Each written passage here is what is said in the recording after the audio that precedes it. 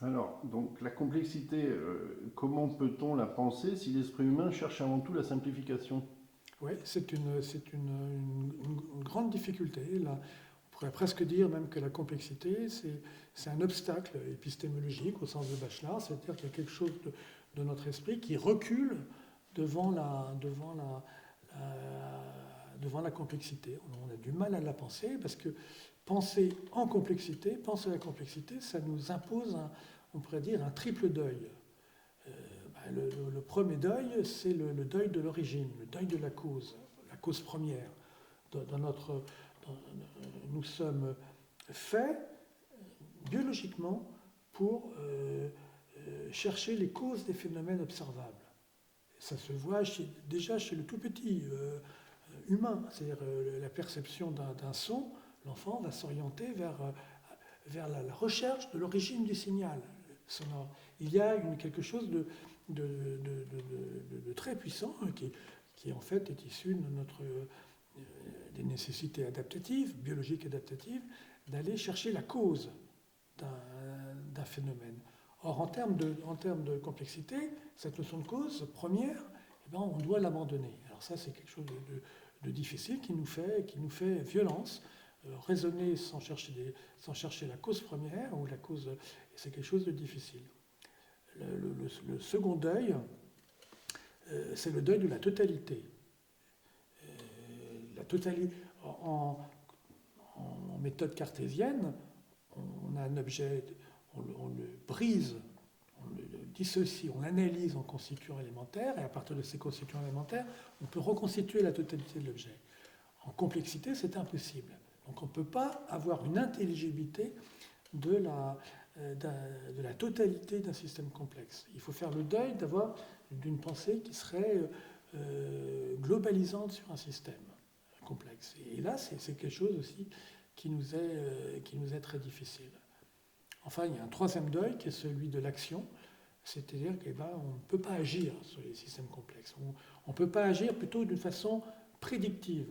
On ne peut pas déterminer une action qui ferait orienter le système dans telle ou telle direction et qui aboutirait à ce que le système prenne tel ou tel état. La complexité même fait obstacle à cette action prédictive. Alors, ça ne veut pas dire qu'on ne peut pas agir, mais on agit de façon empirique. Et cette action empirique, elle prend deux formes.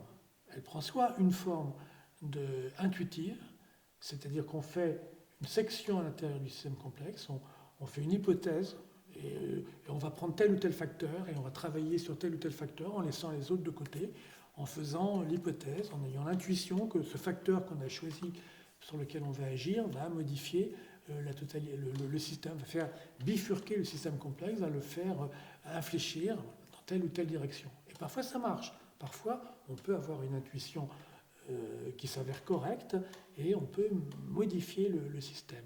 Par exemple, c'est ce qui peut se passer parfois en immunologie. Le système immunitaire, c'est un système complexe par essence. Il y a un certain empirisme dans l'utilisation des vaccins, hein, pour reprendre un exemple contemporain, qui agissent sur les dynamiques complexes du système immunitaire.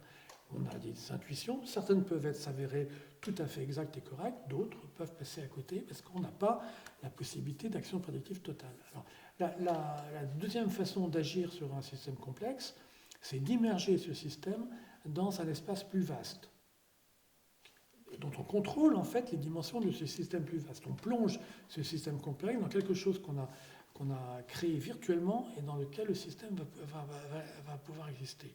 C'est ce qu'on fait par exemple quand on fait des simulations numériques, informatiques d'explosions nucléaires, puisque on sait que les explosions, les essais nucléaires sont interdits, ce qui est une bonne chose, hein, mais les États continuent à expérimenter les explosions nucléaires par la modélisation numérique et informatique, la modélisation mathématique. Donc là, le mathématicien ou l'informaticien, il se donne un espace large, plus vaste, et il va étudier les effets complexes d'une explosion nucléaire ou thermonucléaire. C'est donc une modélisation. Alors quand on fait cela, quand on modélise et qu'on se donne à soi-même un espace plus large, eh ben, on peut effectivement étudier les systèmes complexes. Ça se fait aussi en météorologie, avec des succès qui sont parfois bons, puisqu'on arrive maintenant à avoir des prédictions quand même météorologiques qui sont grandement améliorées, même si l'atmosphère est par essence un système complexe. Donc penser en complexité, ça nécessite d'affronter ces deuils de la pensée, qui sont le deuil de l'origine, de la totalité et de l'action.